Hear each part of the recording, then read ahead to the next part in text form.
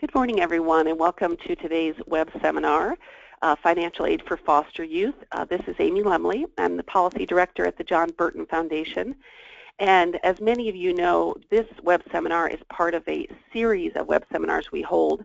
Every other month, we convene THP Plus and THP Plus foster care providers, county representatives, and others who are working in that area of transition age youth, specifically around the issue of those two housing programs.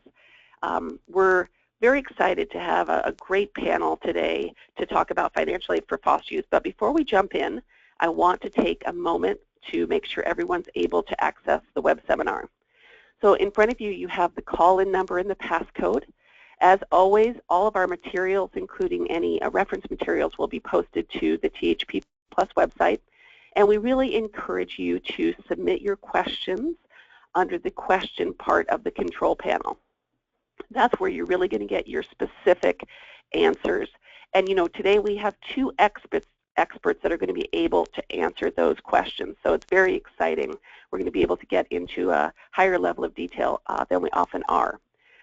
So we're really excited about that. Before we jump into the financial aid conversation, I did want to take a moment to share the John Burton Foundation legislative and budget priorities for the upcoming legislative and budget season. I'm just going to say a word about these, but I do want to whet your appetite for getting involved in our work.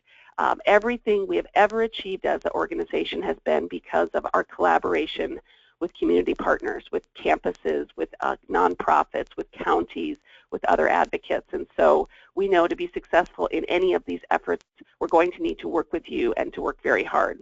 The first item is the Chafee Education and Training Voucher. We are going to work to increase the funding so that all eligible youth receive it and to restrict the utilization to institutions that meet certain graduation and loan repayment criteria. In short, really to align it with the Cal Grant. The second priority is around priority registration. Many of you are aware that it does sunset in law. We want to eliminate that sunset and to align the eligibility for priority registration with the CAFES program, which was established in SB 1023. Right now, actually, priority registration eligibility is a bit more narrow, and we'd like to see it broadened so that it does align with CAFES. The third one is support for parents in foster care. Many of you are working with young parents. I'm sure are aware that they do get a small infant supplement. Our priority is to make that equivalent to the basic rate, the foster care basic rate, and to begin that benefit 3 months prior to the birth of their child. And the final one is really preventing pregnancy. And this is a budget proposal to provide counties for the first time with dedicated funding to implement a range of strategies to prevent pregnancy among foster youth. So if any of those sound slightly interesting or very interesting, I hope that you will reach out and let us know because, again, we need your support, we need your help. Despite the fact that our economy is booming, there never seems to be enough money, and we're really going to have to work hard to make this a priority in the legislature. So now really to the meat and potatoes of our conversation today, and that is around financial aid. So for those of you who are THP Plus or THP Plus foster care providers or other allies of young people, you might be wondering, why are we talking about financial aid? And in a nutshell, we're really talking about it because despite a high level of eligibility, many young people in foster care and former foster youth are not getting financial aid. So here you have a very brief summary of who's getting what. So on top you have the Cal Grant, and these data are recent ones from the report Charting the Course, which was issued by California College Pathways late in 2015. Only 9% of young people are getting in foster care, foster youth are getting the Cal Grant. 50% are getting the Pell Grant, but a earlier study showed that only 4% were getting the Pell, Chafee, and Cal Grant. And so, you know, this is a call to all of us who are working with foster youth, who have access to foster youth, whether we're their attorney, whether we are their social worker, whether we are their CASA, whether we are their foster parent, whether we work on a campus, to try and increase these numbers. Because it's not that these young people are not eligible for these benefits, it's that they're not getting them. There are a lot of different reasons why that's the case, but we can start changing it together by getting informed about these programs. And that's really what today's all about. Now, those financial aid programs are amazing, but foster care benefits are then all on top of that. So you have these amazing financial aid programs, and then foster care is on top of that and is not counted against them. Not only is it not counted against them, it is tax-free. So what this all adds up to is, for me, a high level of excitement about making higher education available for foster youth. They've got the financial aid. They've got the foster care benefits. How can we work together to make higher education possible when we are so fortunate to have these amazing financial resources at our fingertips? And to really explain that, we have two wonderful panelists. We have Nellie Parada of Norco College and Jocelyn Villa of Skyline Community College. It has been an absolute delight to work with both of these individuals in preparation for today. I've learned a lot from both of them. I think you will learn a lot from both of them. And so with that, I want to turn it over to Nellie, who is going to kick off today's conversation about financial aid for foster youth. Thank you, Nellie, for being on today's web seminar. Thank you so much, Amy. So I wanted to just go over just quickly what our goals are when assistant students applying for financial aid. So what we want to do is we want to make sure that students know that whatever financial aid that they're eligible for is to assist them in completing their education and whatever their educational goal is. And I think we like to promote education, higher education for our students, because we know that they're going to have a better life after they complete their education. And we know that we have a lot of funding and we have a lot of grants that students can apply for. But really guiding them through it is, I think, the key for student success. So how do we do that, and what is financial aid, and how does that help them? So financial aid is going to be the tool that students are going to use to pay for their educational expenses. So anything that students need to pay, we should have financial aid assist them with that. And we have different types of grants that will help them do that. And each school will have different resources for students as well. So the way we do that is we make sure that students apply for financial aid, and we will cover that, which application students will have to do and what it is that they're actually applying for. So let's talk about the grants and let's talk about amounts, so that way it's relevant and we can better assist students. And so there are some grants that are limited. Students have access to them if they complete their file early, and we'll talk about that in just a sec. But really, the package, what does the financial package look like, and what does it consist of? So we have free money for students, so we call those like gifts. And then we also have scholarships, and we'll talk about as well. And it will depend on the student's eligibility and also the cost of attendance for the school.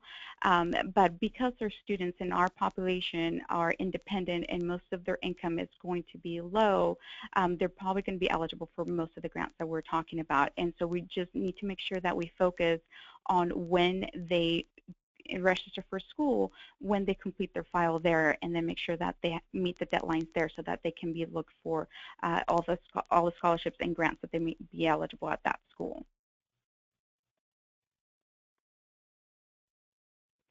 So let's talk about the different resources that students may have. We have state grants, and we'll cover in a minute which grants those are. We also have federal aid that students may be eligible. For both of those grants, students will have to meet certain GPA and percentage of classes completed. So we want to make sure that students are aware of that. And then each institution may have additional grants, or they might have a special program for students that they can take advantage of that. So they might have maybe like a book fund that students can have access to. We have different programs that have access to different things like gift cards or maybe a bus pass for students that need that for transportation. So each school will have different things. So when we're assisting students and we're talking about higher education, that may be something that we might want to talk to our youth about. Let's look and see on their website what kind of programs that school offers to make sure that the student is going to be successful. Because one of the keys is to make sure that not only students have the money when they need it, but also the support on campus. And we have a lot of campuses that have a very strong commitment for foster youth. So we want to make sure that we connect with those.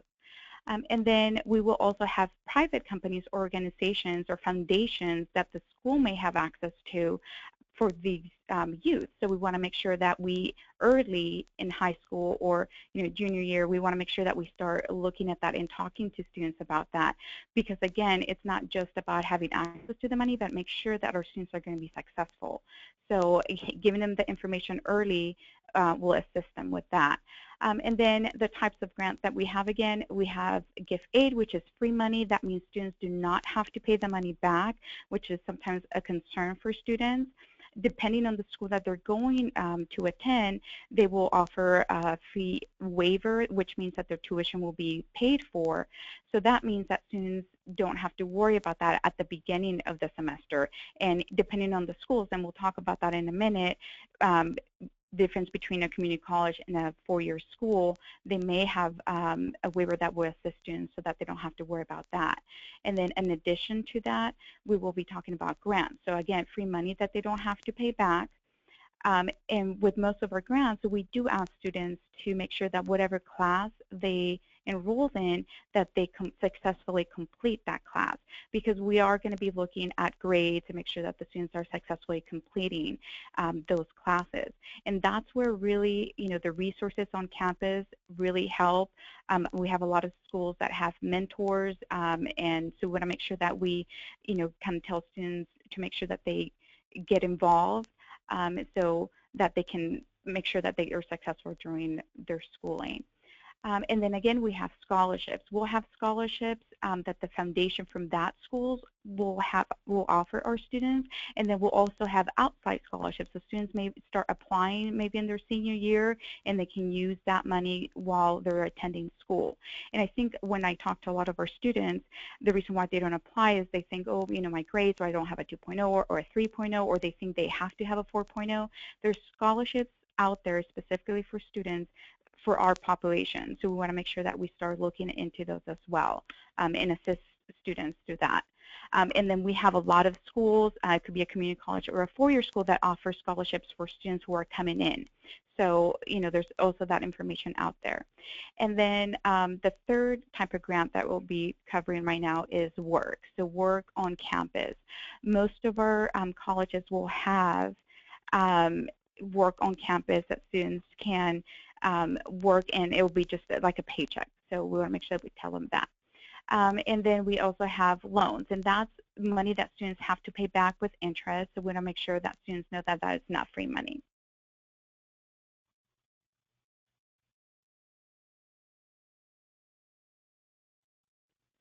Okay, so this is I cover a little bit about covering for tuition. So this is what it will look like. We have a Cal Grant A and B, and we'll talk about the requirements for that grant in just a minute. We just kind of wanted to give you just a rundown of what it will look like to have a waiver on the campuses and what that would cover. So the first grant is a Cal Grant A or B. These are the amounts that students may be eligible based on their eligibility for this grant at a four-year school, and then the last two are for a nonprofit and profit university. A state university will cover full tuitions, and again, the student would not have to worry about covering their tuition.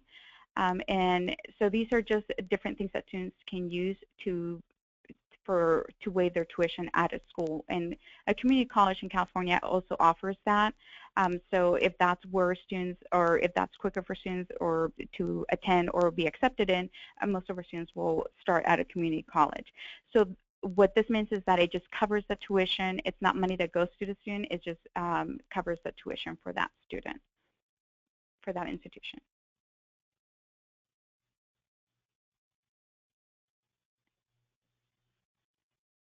Okay, so now we will talk about the catch aid. So this is the money that goes directly to the student because our students will be independent and it will be based on their income.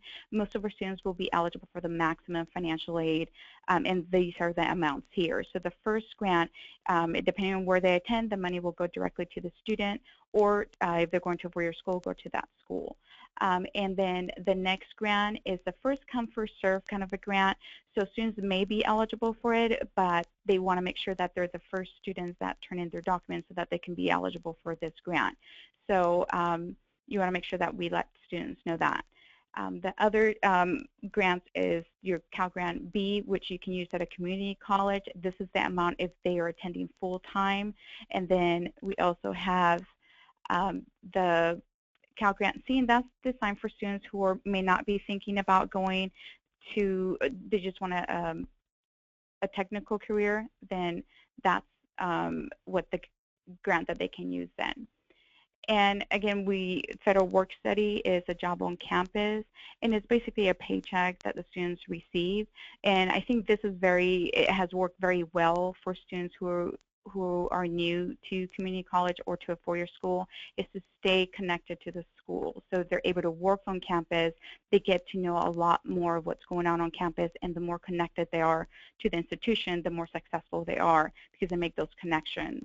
And then the last grant, it is money that is given to the student or awarded to the student, but this is money that the students have to pay back. So if they're going to a community college, typically we will advise students to get the free money first, and as a last resort, to use a student loan, because when they transfer to a four-year school, they may need to apply for a loan there to cover for educational expenses.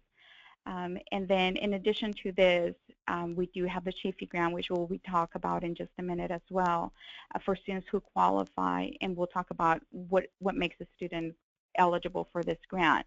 And this would be an additional $5,000 that the students will be able to receive for fall and then for spring.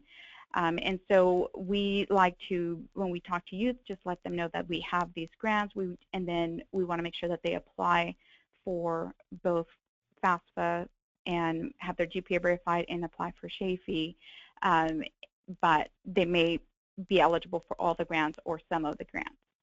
So if we can go to the next slide. So we'll talk about Cal Grant, and you'll see a big push for this, for students to apply during their senior year. So our high schools really work with students to make sure that they have this completed, because there is a deadline for this, and that's March 2nd. So we advise students to apply for FAFSA, but then also the high school will send their GPA.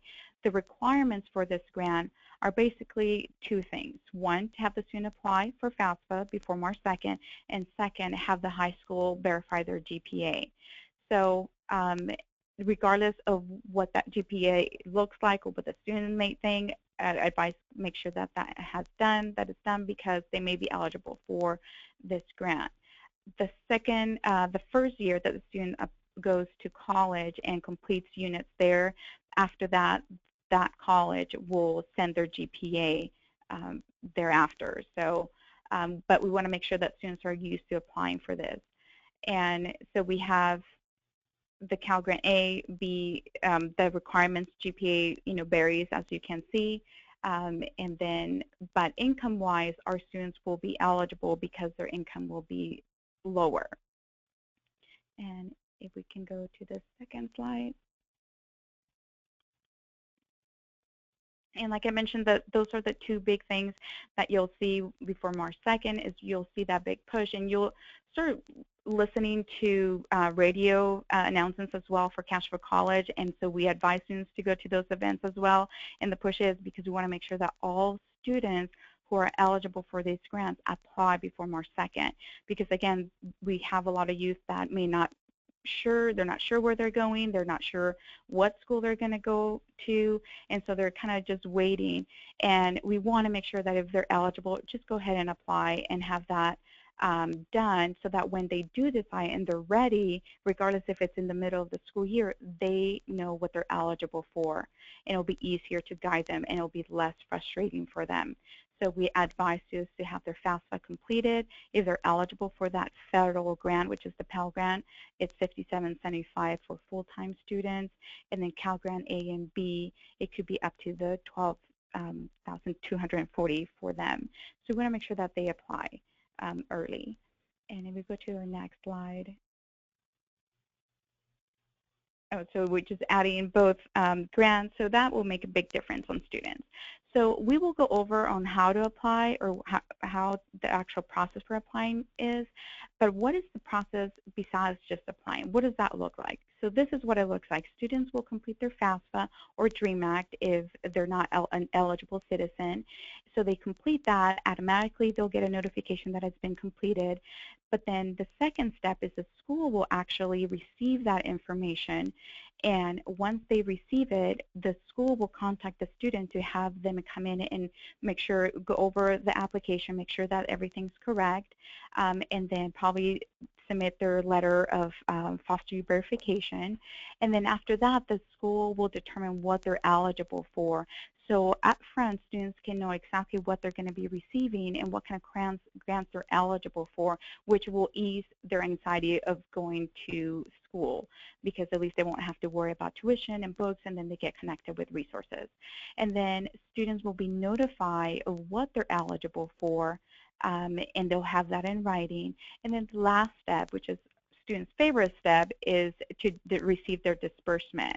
And so each school, depending on the school that they're attending, will disperse money a little bit different. So that's, the student just needs to make sure that they know exactly how their money is going to be dispersed, and then the date, to make sure that they plan for that.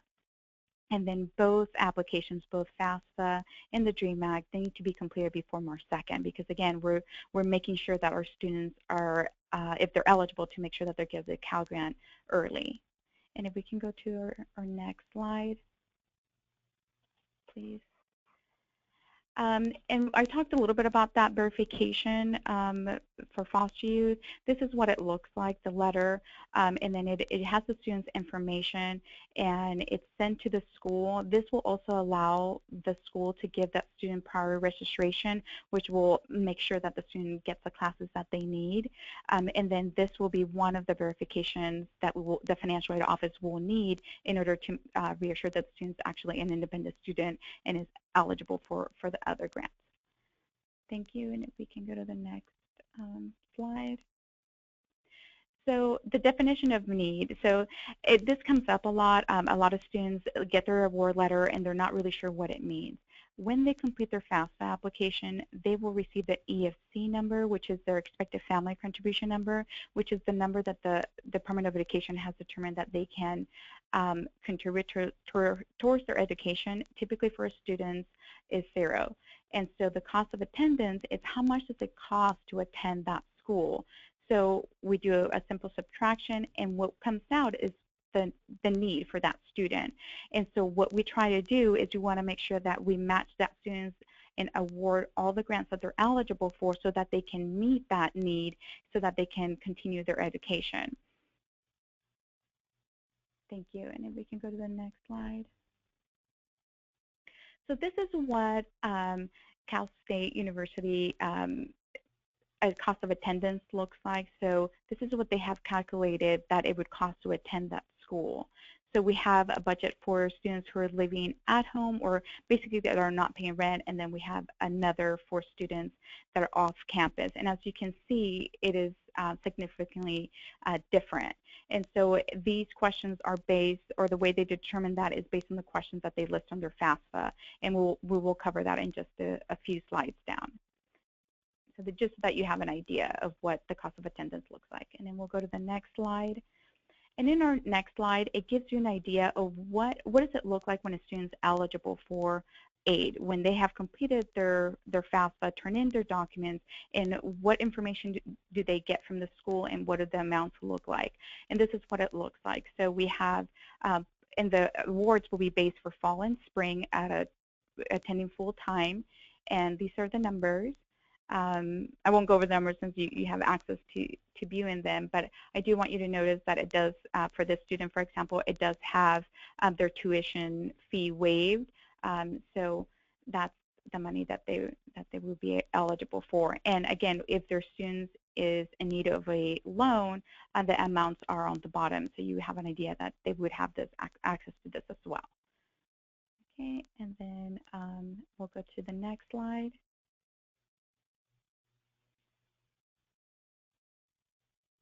Okay, and then so in our next slide, it gives us an idea of what it would look like if a student had a Cal Grant B with Chafee. So if the student met the requirements for that grant, they would receive the additional $5,000, and this is what the student would, what their award would actually look like. So their cost of attendance would be completely covered, and in addition, if the student needed to apply for a student loan, then they would have that as well. And just note also the federal work-study grant that will be determined based on the school. So it could be more, it could be a little bit less, and that's how much they can work on campus. Thank you, Nellie. I'm going to hand it over to Jocelyn, but before I do, I want to take, facilitator's prerogative and ask you a quick question about these last two slides. The little, explosion that says, free money.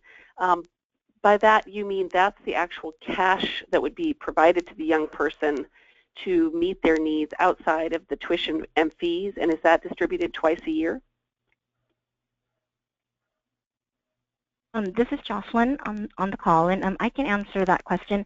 That is correct. The number, so on this slide, the 12,171 would be the amount after tuition and fees are paid. And so students who participate in programs like THP Plus housing, it's great because housing is provided for them if they're participants in those programs, and colleges do disperse twice a year. So, but they disperse in the fall and in the spring. And so at a four-year college, they would get their disbursement in the beginning of the term in the fall when their financial aid is completed, and then again in the spring. At many community colleges, we disperse in the fall and the spring, but many community colleges will disperse 2 times per semester. So they may get their aid the beginning part of the semester, and then halfway through they will get their second disbursement, but that will vary depending on the campus. And so it sounds like then it's up to the young person to be able to make that last through the semester until the next disbursement. Right, so that's why on the bottom left corner, if a student, say we have a former foster youth that is not part of a THP Plus program that provides housing, they would then have to secure their own housing or living cost. And so even with this 12,171 that they get for the academic year, there may still be a shortfall. And so the numbers on the bottom left represent the amount that they could borrow for a student loan if they were enrolled at least half-time at an institution. Great. Well, and as to circle back to the beginning, and if they're in care in a different type of setting, like for example a SILP, then they would get the extra almost $11,000 in foster care benefits. So the picture for current foster youth is much rosier than the picture for former foster youth. Once those benefits end at age 21, it sounds like young person's in a really fundamentally different position. Well, thank you, Jocelyn, for that answer, and I'll turn it over to you for the next portion of the presentation. Okay, and thank you, Nellie, for going over the first part. I'm going to go over the cost of attendance at a 2-year college or California Community College. So very similar to a 4-year, every college will have identified a cost of attendance. And so for a community college, that's either going to be at home with parents or guardians or off campus. All community colleges do not have on-campus housing. A few do, and those campuses then will have a budget for on-campus housing if they provide that for their campuses. So these are the numbers. Roughly, if they're at home, it'd be about $12,000 a year. Off campus, you're looking at close to almost $19,000. But for foster youth that are part of THP Plus or former foster youth that are not in those programs, they all would be considered independent, and their budget would be based on the off-campus amount. And so the next slide. And so I'm just going to go over a few examples of different award packages a student may be offered at a community college. As Nellie stated, it is going to vary because each student is going to vary based on their eligibility for certain types of grants. So the most common one that we tend to see at a community college is going to be this first example. And these numbers represent maximum eligibility because most of the time, or a large percentage, foster youth have 0 EFCs, meaning they either have very low income or 0 income when they enter college. And so this one represents the typical package most foster youth get. They get the Board of Governors fee waiver, which will cover their cost of tuition, and then generally they will be offered a Pell Grant. The SEOG grant and work study, these amounts may vary depending on the campuses, but this is generally what they would tend to get for students who are not eligible for Cal Grant B and they are not eligible for Chafee. So this represents what they could get for the academic year. Next slide. And so another scenario or another package that a student may be eligible for is if they are eligible for the Cal Grant B. So that's meaning if they were a recent high school graduate or a senior in high school and they became eligible for the Cal Grant B, they met the GPA requirements, they submitted their applications by the March 2nd priority deadline, they would be eligible for more aid, as well as well, and the student is not eligible for the Chafee grant. But as you can see, the increased amount, they receive about, an additional $2,000 more than a student who doesn't qualify for the Cal Grant B at a community college. So it's very important if we're working with our foster youth that they're aware of the Cal Grant program because the assistance it can give can be very significant for the student. As well as they need to be aware of the March 2nd deadline, and also that they're aware that there's a GPA requirement. And that's the reason why many students don't get awarded the Cal Grants, because there is a GPA requirement attached with it. And so next slide. And so the next slide is going to be an award package for a foster youth who is going to be eligible for the maximum financial aid that a foster youth could be eligible for at a community college. And they may be eligible for more if their work study grant was more. And also, our examples do not include any institutional scholarships or private scholarships. So I've actually worked with foster youth that actually get more than what's represented on this slide. But this is an example of a student who would be eligible for the Chafee grant as well as the Cal Grant B, the Pell Grant. They were offered a work study grant, and the federal SEOG grant is a grant for the lowest income students at a college, and so that would include our foster youth students. And so with all this maximum aid a student can get, you're looking at, close to $15,000, almost $15,500 per academic year. And so a student that's in programs like THP Plus, it's so great because none of this has to be used towards their housing or if they're getting assistance with food in those programs. So a student who receives these types of offers probably will never have to take a student loan while they're at a community college, which is really important because if their goal in the future is to transfer to a four-year college, and they may need a loan at the time when they're not in these programs, they've reserved those loan amounts for when they really need it. And so next slide. And so how does a student apply? All the applications are online, and students are going to fall into one of two categories. Many students are going to submit the FAFSA, the free application for federal student aid, which is on the left side of the slide. If they are U.S. citizens, permanent legal residents, they would be submitting a FAFSA.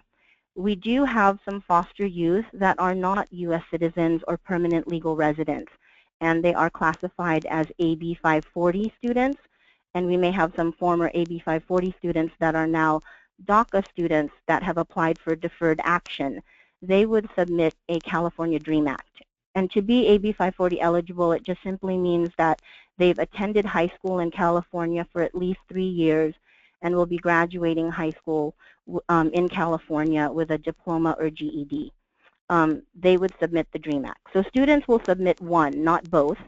And a student doesn't have to, if you're helping a student or the student themselves, they don't have to try to figure out, oh, am I eligible for a Cal Grant? Am I eligible for a Pell Grant? The application will determine all of that for them. And the school will then notify the student of what they are eligible for. And so next slide. And so when to apply. So I always tell students that I work with, it's always March 2nd. So every year around this time, because March 2nd is approaching, they should submit either their FAFSA and or their California DREAM Act. If they are a recent if they are a senior in high school or a recent high school graduate, meaning they've graduated within 1 year from high school, this March 2nd deadline is very key because all of the grants that are listed there require the March 2nd deadline. Now, the Chafee grant does not have a hard deadline. A student can apply for the Chafee grant anytime throughout the academic year. However, the Chafee grant does have a priority guideline in which they use for awarding students. So if students just include submitting the Chafee grant application as well, which we'll talk later in the presentation, because the Chafee grant is a separate application, they ensure that they've submitted that in a timely manner. A lot of times students will submit their FAFSA, but then they will not submit their Chafee until a couple months later or a month before starting college. At that point, they may have missed the awarding cycle for the Chafee grant. And while a student is in college, whether a 4-year or 2-year, they need to resubmit or renew their FAFSA or DREAM Act every academic year.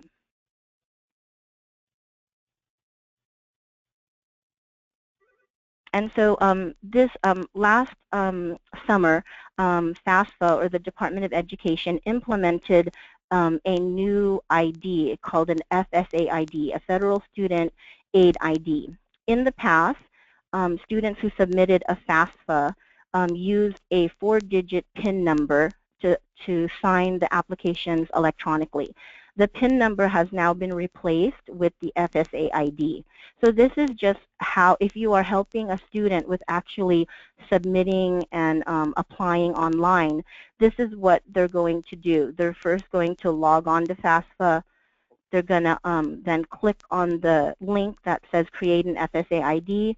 And if you're helping a student with creating the FSA ID, it's really important that you remind them to write their username and password, because this is something they're going to use every time they log in or enter into their FAFSA. And make sure they use a valid email account when setting up their FSA ID. And students who do the DREAM Act, they also create a username and password for their DREAM application through the California Student Aid Commission site, but it's not called an FSA ID. That's just for the FAFSA.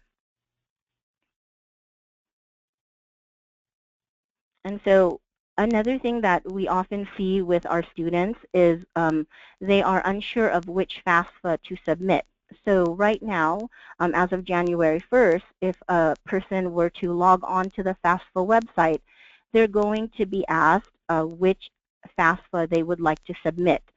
And so when a student is starting college in the fall semester, they're always going to submit the newest FAFSA. So for example, students who plan to start college in fall of 2016, they will be submitting the 2016-17 FAFSA. However, we may have some students that want to start early and start in the summer. Those students will also have to submit the 2015-16 FAFSA. An academic year is defined as fall, spring, and summer.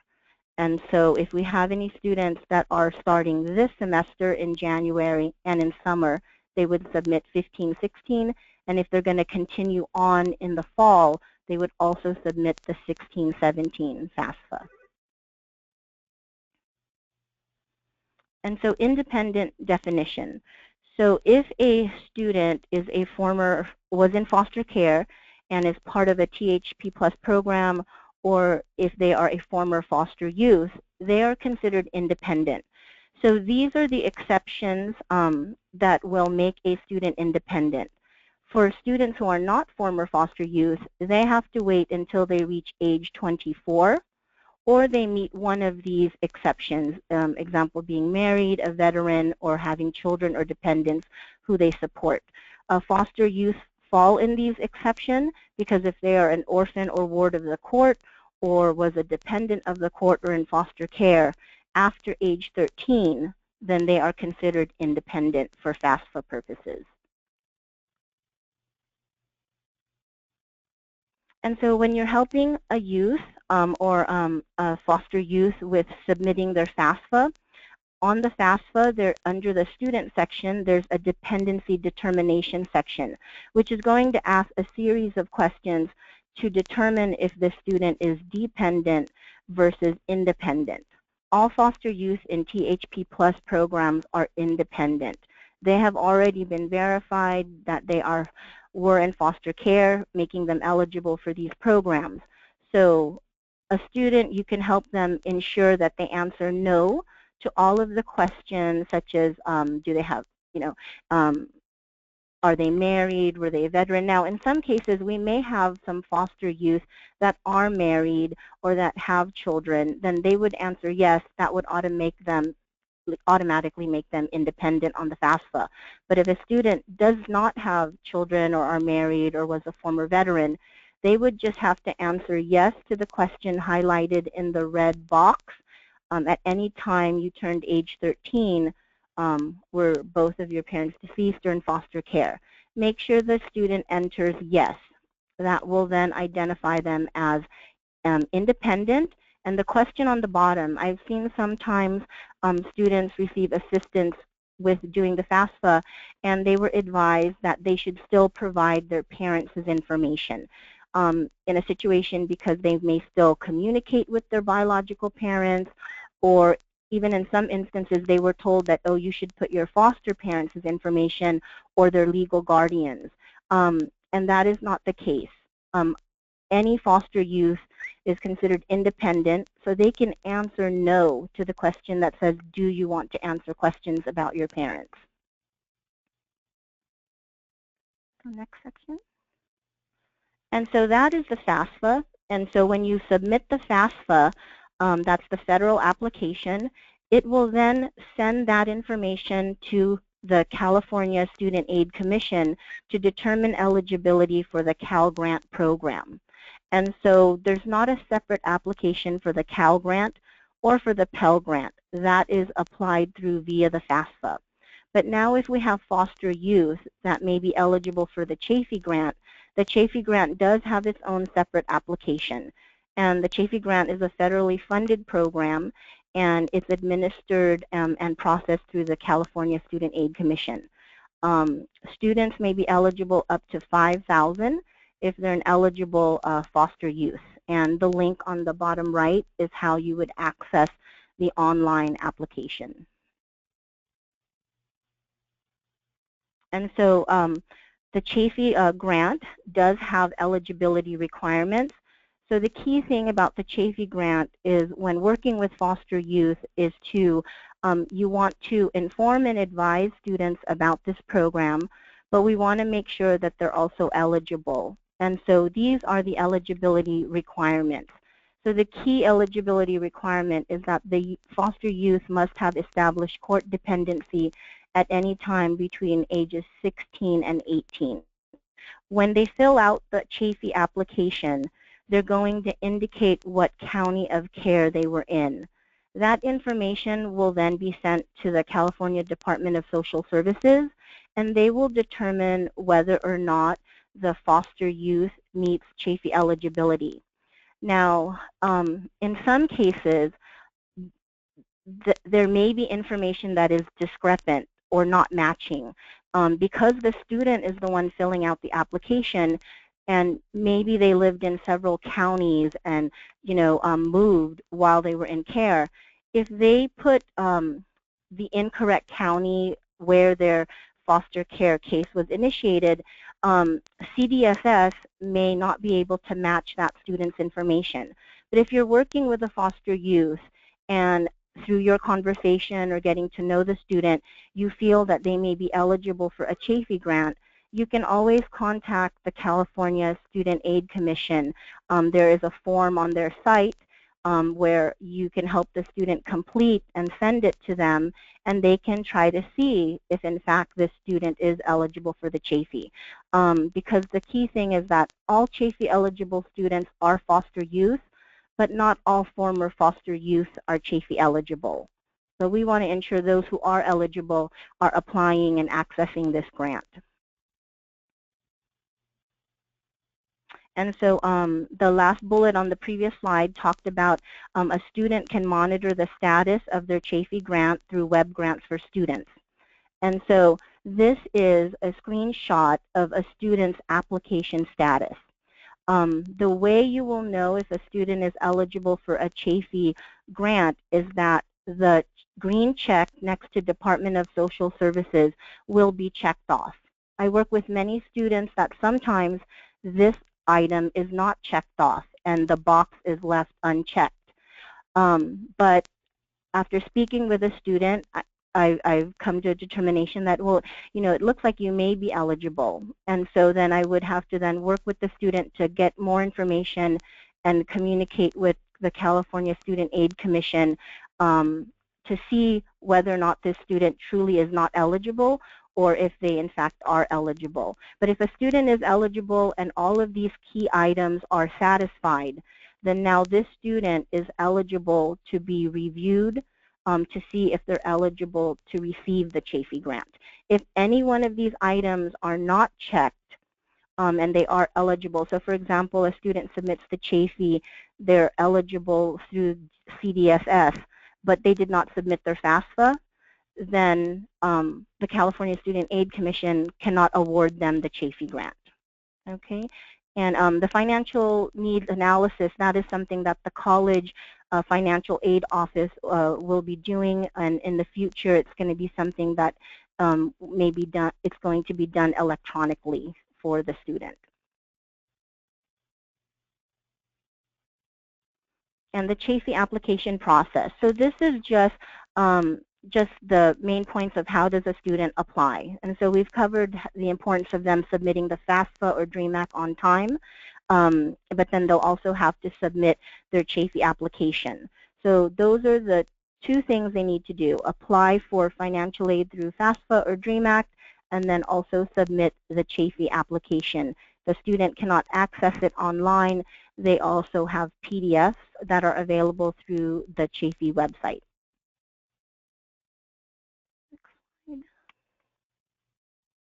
And what happens after the student applies.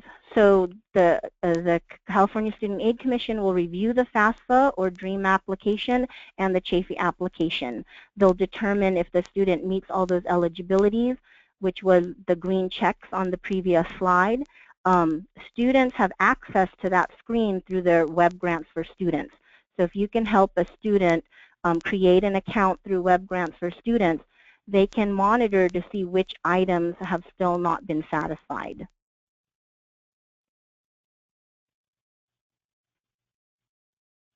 Next slide. And then the awarding process.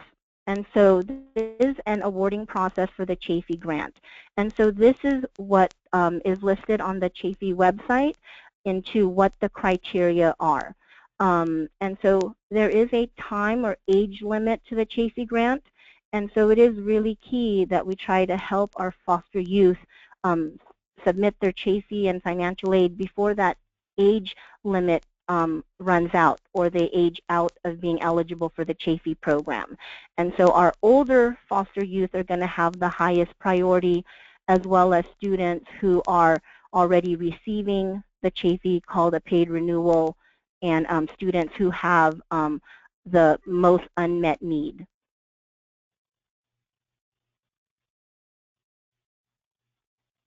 and then reviewing and renewing the Chafee grants. So receiving the Chafee grants, currently the process is after a student has been determined eligible, the California Student Aid Commission will then cut an actual live check and send it to the institution. And then at that point, students are then notified that they've been awarded the Chafee grant, and students are able to pick up their checks. Every campus may have a different process in how they allow their students to pick up their checks. But renewing their Chafee grant, if a student received the grant in the past, it's going to be renewed all the way through their 23rd birthday as of July 1st of that award year.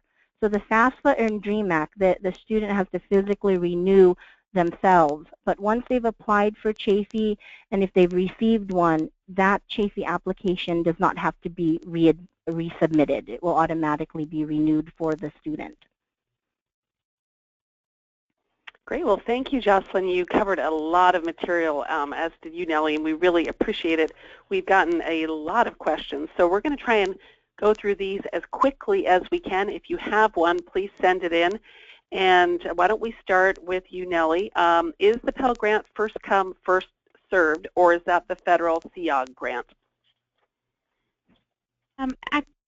Actually, no. The Pell Grant is not a first come, first serve. If the student's eligible for, they will receive it throughout the semester. And FSEOG is the first come, first serve grant, and they're both federal grants. Thank you. Let's follow up and stay with you, Nellie, with the Pell Grant.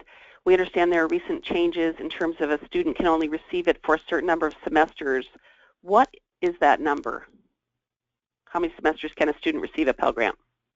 I believe that's 18 semesters. So I think it's six years. So they would, if they go to community college, then they can use the rest at a four-year school, or they can use all of it at a four-year school. But that's only if they're going full-time. So if they're going part-time, then it will be a little bit longer than that. And students actually have access to view what their percentage is online. Okay. The next question, I'll turn over to you, Jocelyn. A lot of people on the call are serving young people who are not seniors in high school. Maybe they graduated and they've entered a kind of educational limbo. So they're 20 years old, they've been out of school for a year, maybe a year and a half. Now it's January 14th. They don't know if they're going to college in the autumn. Should they complete a FAFSA? They would like to work with the young person to reconnect to higher education. Should they complete a FAFSA? Is there any downside to completing a FAFSA and keeping that option open? Yes.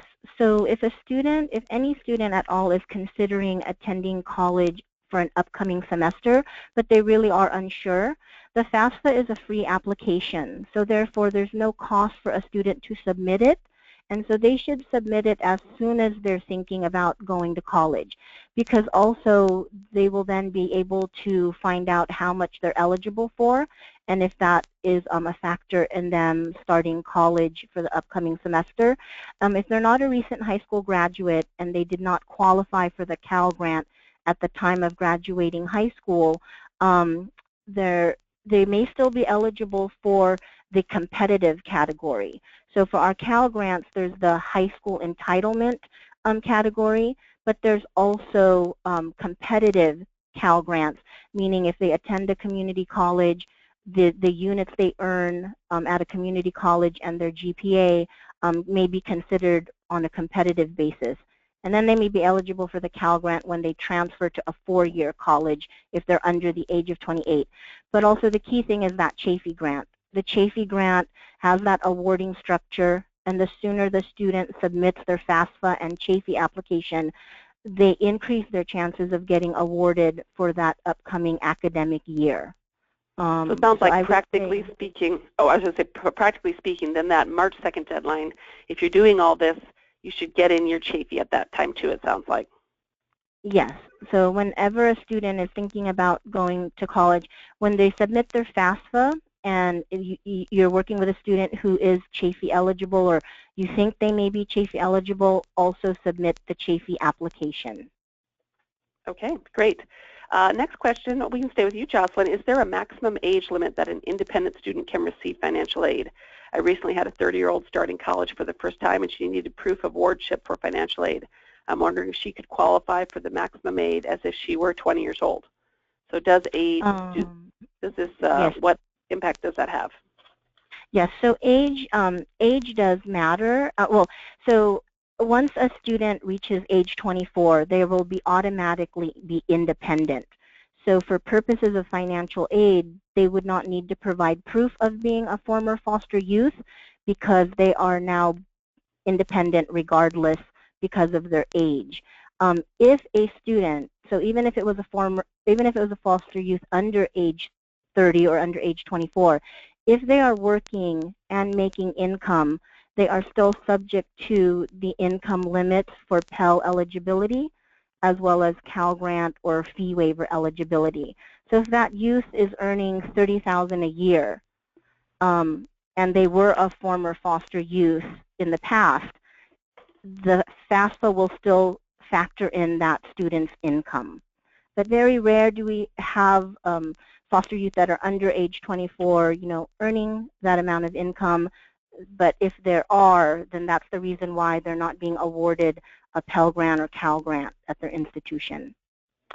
Thank you. And really, for me, that really clarifies the big leg up we have as foster care community is that immediate independent status. Kind of after age 24, the CHAPE's gone, and pretty much you are in that.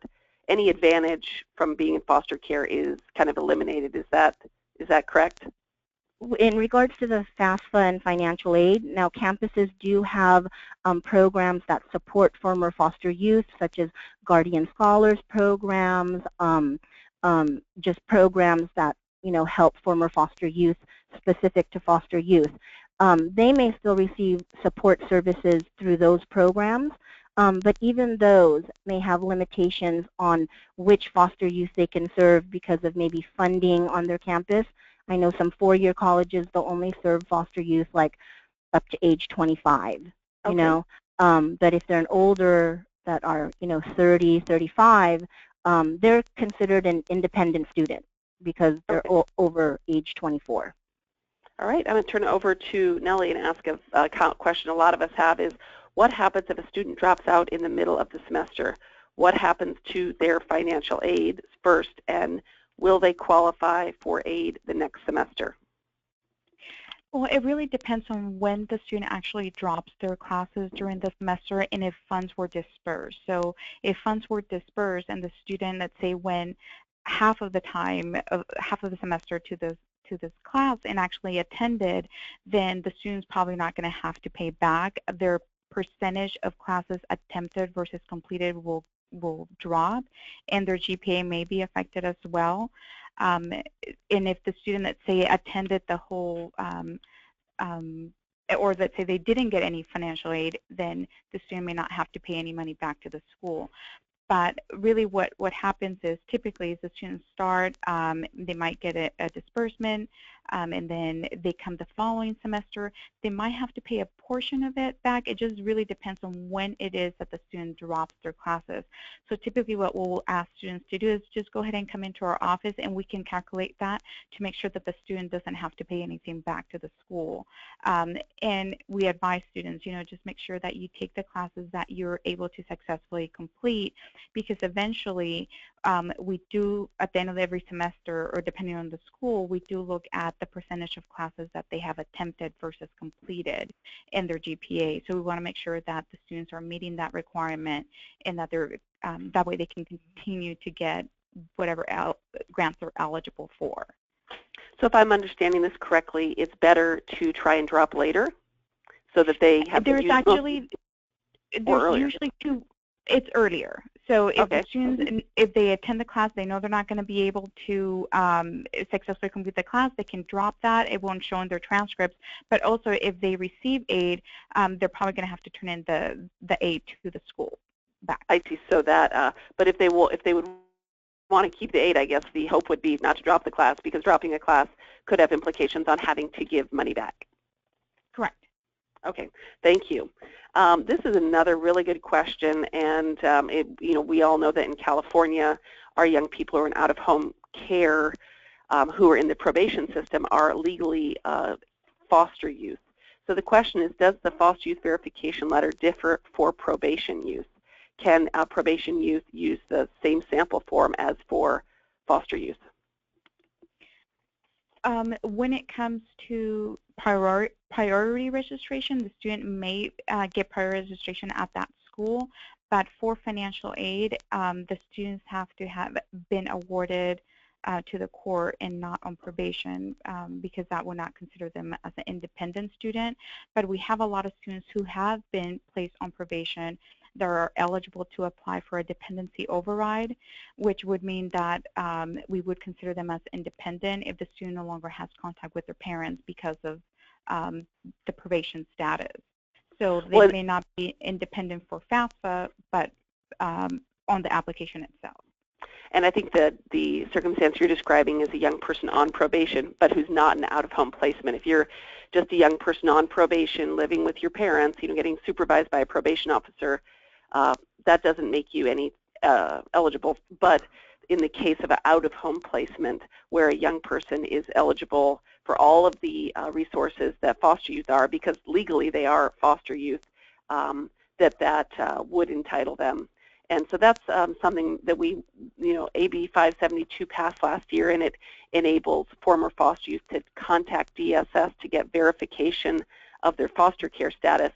That all-county information notice is just going out, and this issue of probation youth is something we definitely want to make sure is included in that, so that people do know that these young people are under that umbrella. Another question, and this I'll hand over to Jocelyn, are some students in guardianship also considered independent if they entered guardianship prior to age 13? If they were into legal guardianship and it was a court-ordered guardianship and they provide their college with the court order and court document, generally those are reviewed by the financial aid directors or advisors, and yes, they may be considered independent if they were not reunited or reunified with their biological parents prior to age 18. But anytime you have a student that is in guardianship or even the probation youth, I do always want to remind everyone that, to contact their college campuses and find out if there's a designated foster youth liaison on the campus. It may be through the financial aid office, it may be through counseling or student services, but those individuals can help work with the youth to really identify, what category they fall under, so that they don't fall through the cracks and get misidentified.